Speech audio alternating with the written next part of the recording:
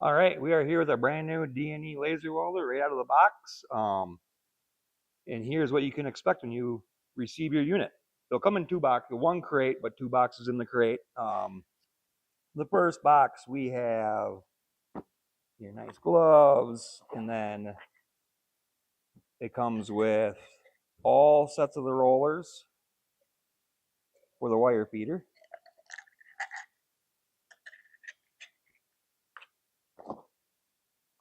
And then there's the wire feeder itself. Wire feeder and the wire cable.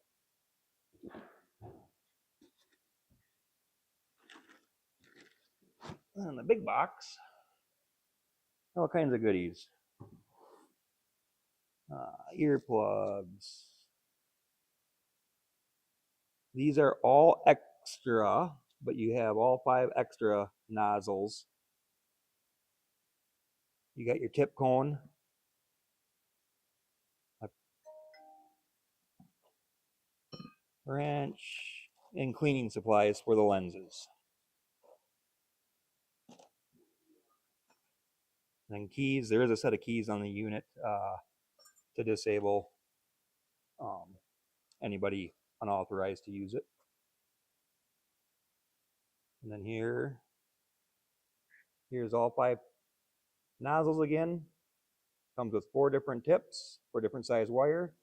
Goes from 0.8 mil, which is approximately 30 thou, up to 1.6, which I believe is 70 thou. Then it has the bayonet or the wire feeder that attaches to the focal tube on the torch. Wrench. Comes with mask because obviously welding is hazardous and gives off fumes. Comes with tape for doing lens changes or lens cleaning. 3 sets of glasses. Then just an adapter for your gas. You will have to purchase your own regulator for your gas. We're going to focus on running nitrogen on all materials besides aluminum. Aluminum will run argon. Aluminum welds nice fusion with nitrogen, but wire feed, it turns out a little better with argon. And then you have 5 extra protective lenses that come with the unit. And we will have all consumables in stock at our facility in Waukesha, here stateside. And then a holder for the torch.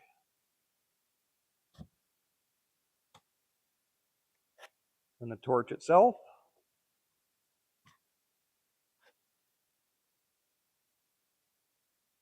Now this focal tube's pushed all the way in. This focal tube has to come out before even thinking about firing that machine up. If you fire with a focal tube that short, you will more than likely blow the machine up. It's just way too much reflection coming up on that mirror. Then we got the laser welder itself.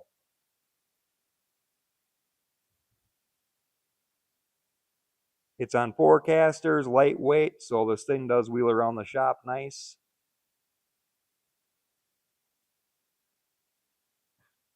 And there is your brand new DNE laser welder. All right, we're going to start with some mild steel. We will show and demonstrate both fusion welding and wire feed. You do have to have the plates a little different between the 2 welds. You're going to want an open corner if you're filling it with wire, and you do need a nice tight closed corner if we are doing fusion welding. But we'll go ahead and we will fusion weld this 14 gauge mild steel.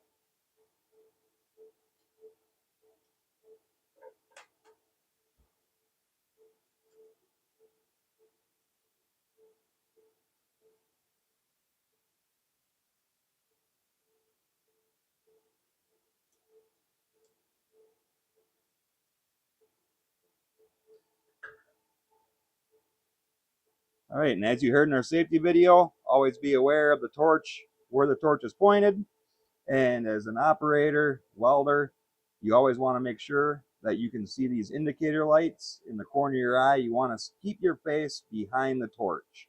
When you get in front of the torch, now you're in beam reflection and chance of injury. And just make sure you stay behind these indicator lights. Rule of thumb.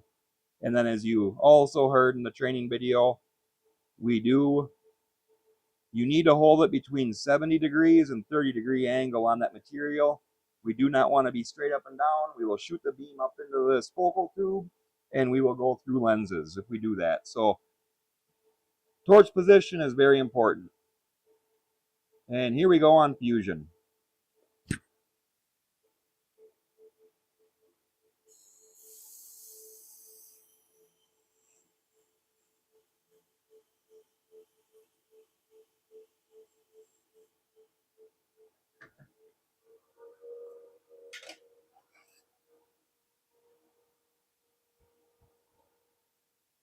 No wire added, quality weld, full penetration, and obviously very quick. Now we'll get set up and jump into wire feeding the same piece, same part. All right, we're going to take that same part, same pieces, and instead of fusion, we'll add wire. Now, when using the wire feeder on the laser welder, this is the huge benefit with the laser welder, because you can take an inexperienced operator, welder, and they can lay a very nice bead. The wire literally pushes the torch, and there is not a whole lot the operator has to do as far as controlling the torch. You just hold it at the correct angle, and the welder does the rest of the work for you. Pretty slick deal.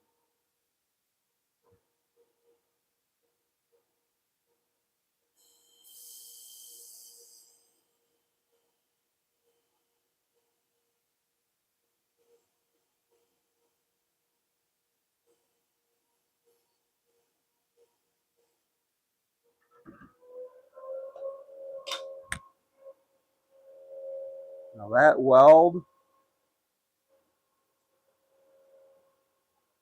full penetration and really clean.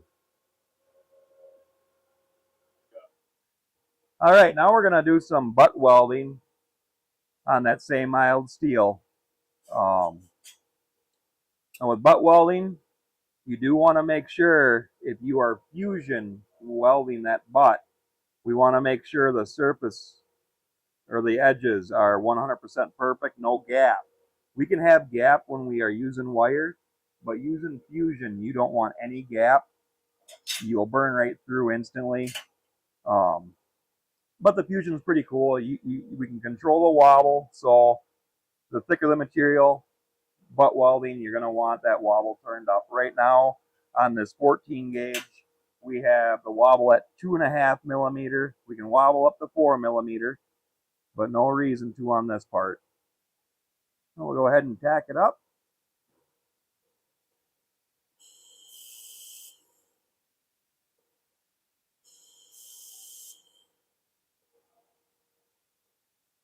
And now, since I don't have wire to guide me in that crack, I don't want to freehand it either, so I'll use a stop of anything just to guide the torch.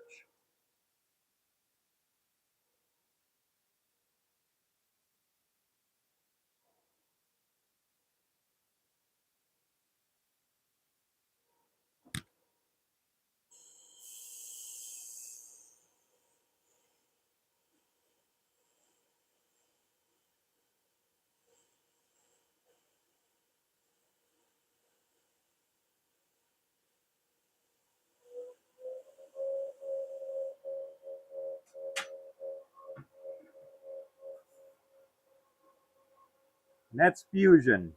It's not the cleanest, but you're trying to freehand it, but it's solid. It is one piece of material now. We took a saw, cut this in half, put it in our microscope, it would be one piece of material.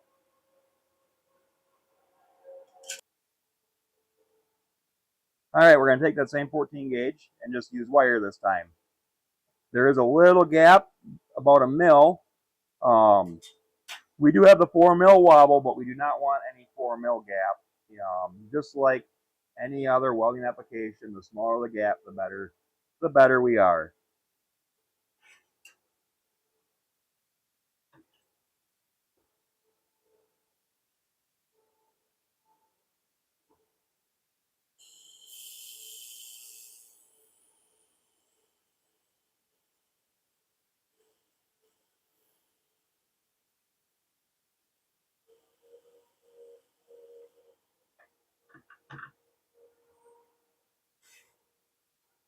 That's a wire-fed butt weld, 14 gauge, full penetration, and quick. Okay, well now we're going to do some 14 gauge stainless steel. We'll start with closed corner fusion welding. The one thing I didn't point out earlier when I was welding steel is when you are fusion welding, you can remove the harness and holder for the wire feeder, but for demo purposes, I'm hopping back and forth. I'm keeping my wire feeder holder on. And it don't matter if it's on or off, but if you're just fusion welding and you don't want this holder in your way, you can just simply take it off. It just unbolts off your focal tube, and then it's just nice and clean. All right, 14 gauge stainless, fusion weld, closed corner.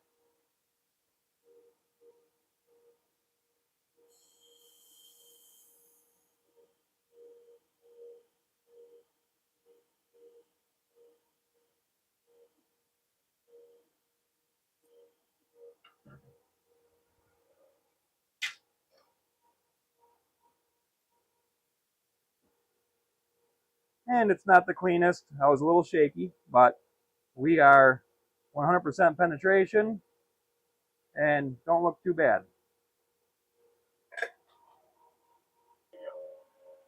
All right, now we're going to do some 12 gauge stainless steel. Open corner. This time we'll use wire.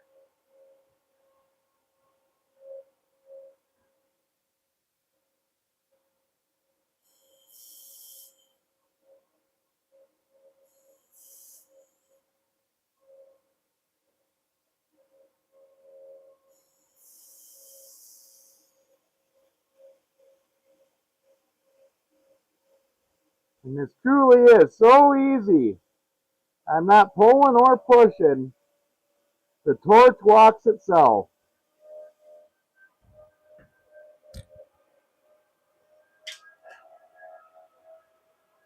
The torch walks itself, and that weld looks fabulous. Full penetration. It's a good part. All right, now we're going to go ahead and attempt some 1.5 inch by a 50 thou stainless steel, 50 thou wall dimensions here. As you can see, I got my rotary table set up. I do have a hard stop to hold my torch, just because it is really hard to freehand and float this torch versus floating the MIG gun. This is a little more difficult because we cannot float this tip. This tip has to make contact with the material for the laser to fire. But if you're set up right, it's pretty painless.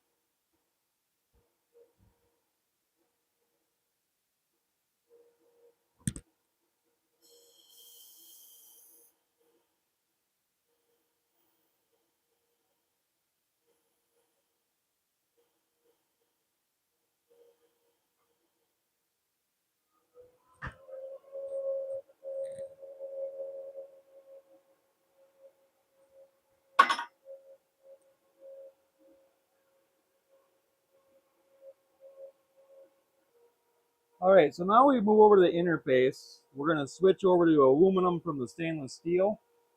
We did not go over this going from the carbon steel to stainless, but we're going to show you how to go from stainless to aluminum, and the same procedure follows for all the materials.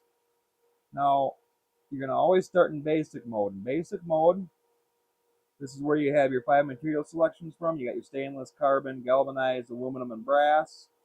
We are going from stainless steel to aluminum. And the aluminum that I'm going to weld is some 16 gauge aluminum. We're going to do some fusion, so I'll keep it on 1 to 2 millimeter thick. We got under a millimeter, 1 to 2 millimeter, 2 to 3, 3 to 4, and greater than 4. And then we have our welding type. We're going to do a butt weld, inner fillet, outer fillet, lap, or stitch. With the stitch, there's some pretty cool features that we might touch on. You can control this torch to have it weld for 2 seconds, turn off the beam for 5 seconds, weld for 2 seconds. So if you have a really inexperienced operator, you have long plate that you're welding together, that you're just stitch welding, the stitch option, it's a great option. Other than that, everything's pretty self-explanatory. You got your butt, inner fillet, outer fillet, and lap. And we are doing an outer fillet on some 16 gauge aluminum. So we have everything picked out for our basic information. Chances are this is going to weld up great, but if we need to make any adjustments, you go into expert. And an expert mode opens up a whole lot more to look at. So our wobble width is going to be preset at 2 millimeter, but there again, if we weld our first piece and we want that wobble a little wider, we can go to 2.3 millimeter, or vice versa, 1.5. And then your laser power. If we're burning through right away, obviously we want to drop that laser power in small increments. I drop them 5% at a time until I get it happy, and then I'll go 1% to get it tuned in just absolutely perfect. Wobble frequency, you'll never have to worry about that. But then from here, we also have, if we're going to be using wire, this is where we turn it on, laser power on. And then this is awesome because when I do switch bottles of gas, we use nitrogen for typically everything but aluminum. Aluminum, we're going to go over to argon. But when I switch gases, and or my welder's been sitting for a week and I want to make sure I purge those lines so I don't contaminate any lenses, just like on your cutting laser, I can get my gas all hooked up and I can manually purge it. And I can hear it. Gas is actually flowing through the torch right now. So I just purged all my lines. Any warnings you get, if your lenses get contaminated, they're going to get warm. And it's going to start screaming at you to let you know something's wrong. It'll display right away what the warning is. But if you have more than one warning, you can go into details.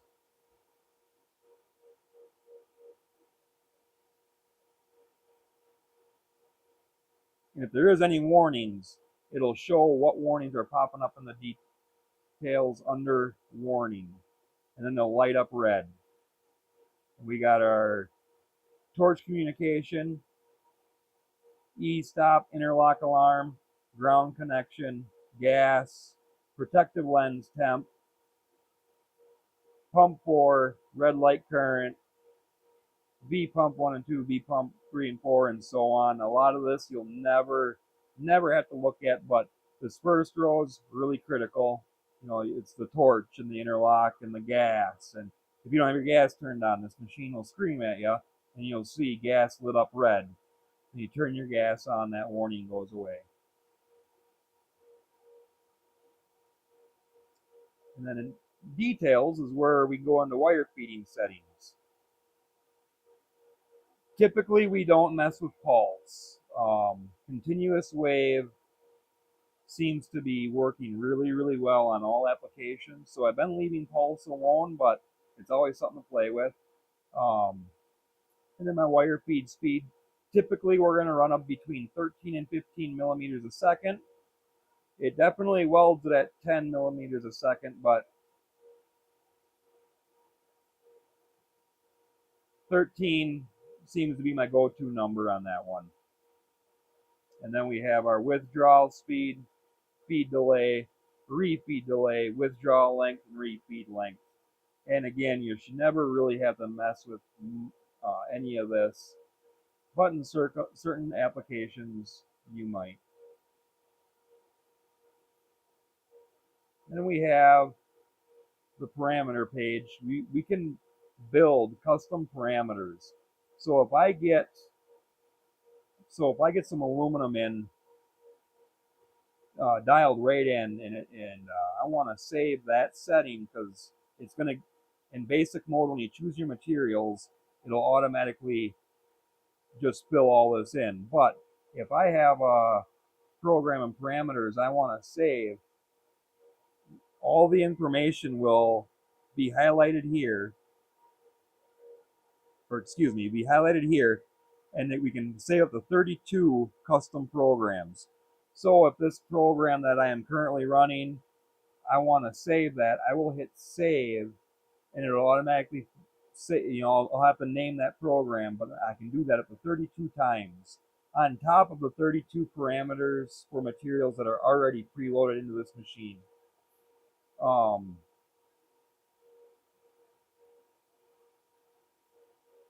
System information, you'll never have to go into this unless you need this authorization code, which will come from your OEM, and as well as configuration. You cannot get into configuration without permission code, and that will have to come from the OEM. Other than that, it is really straightforward. The switch material, we just went over a lot, but I just really wanted to show you how to switch materials and how fast it is.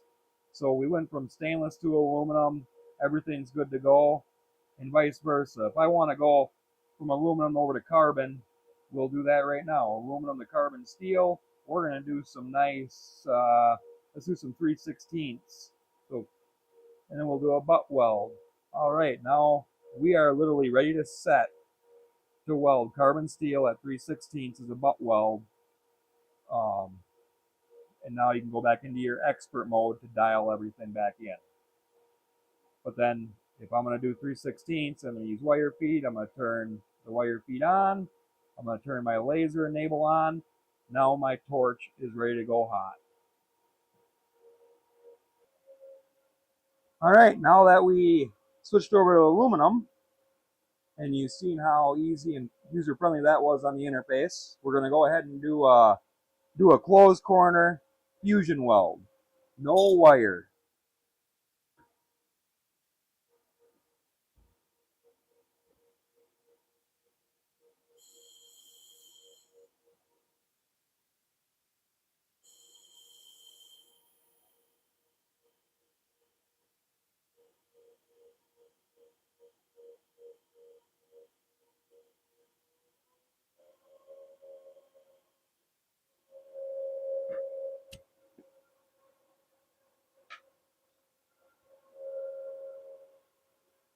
Just beautiful. Almost flawless.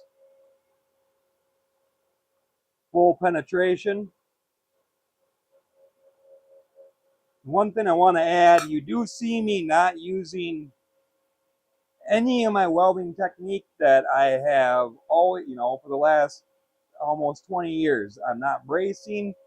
You definitely, it's a whole new technique versus TIG or MIG, but when I first grabbed this, you wanna brace like I'm gonna MIG, and that's not the case. Even fusion welding, when you don't have wire pushing this torch, it slides so nice that literally all you do is just relax your body and give it a little bit of pull in your fusion welding, and when you are wire welding, you don't have to pull at all. You just stay relaxed, and the welder does everything for you. And next part up will be a little bit thicker aluminum, then we're going to wire feed that. All right, now that we threw our wire on, we're going to do an open corner on some 5000 series aluminum. 5000 series is about as hard as you want to get with aluminum if you're going to wire it. You can fusion 6000 series as long as it's under probably 1/8 of an inch or so. Another thing with the weld wire, we're not going to run anything for aluminum wire under 0.45, just because there is no push-pull, and it'll just, bird's nest up in that wire feeder. But we'll go ahead and do an open corner on some 5000 series aluminum with wire.